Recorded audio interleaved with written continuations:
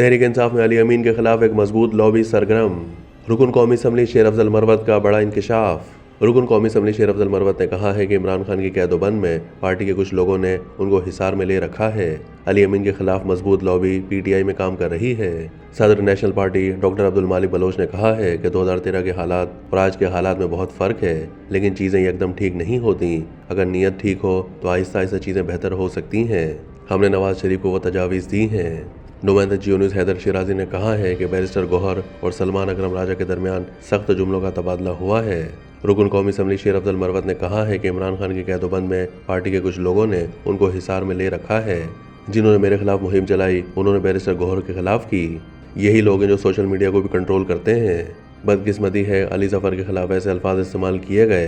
Barrister Gauhar से मैंने कहा कि सलमान अकरम ने आपको साइड पर बिठाकर आपकी तज़हीक की, इस पर कार्रवाई होनी चाहिए। मुलाकातों का तरीक़ेकार मैंने सेट किए थे।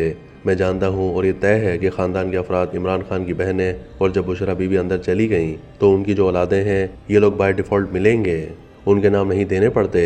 बैरिस्टर गौहर, सलमान अकरम और पंजोता, इन तीनों का काम यह है कि इमरान खान से मशावरत के बाद 6 सियासी लोग एक हफ्ते में मिल सकते हैं और 6 वकला का नाम इमरान खान से मंजूरी के बाद कोई एक भी उनमें से दे सकता है। ये कभी फैसला नहीं हुआ कि एक बहन नहीं जाएगी तो तमाम वकला नहीं जाएंगे। खुद 25 तारीख को जब बहनों को इजाज़त नहीं दी गई थी, सलमान अकरम राजा खुद चले गए थे। सोशल मीडिया पर गलत तस्वीर कशी की जाती है कि इमरान खान ये पार्टी इस्टेब्लिशमेंट के साथ मुज़ाकरात की हामी नहीं है।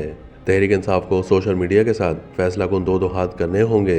Tehreek Insaf वाज़ेह social media policy के हवाले से अनकरीब ऐलान करेगी।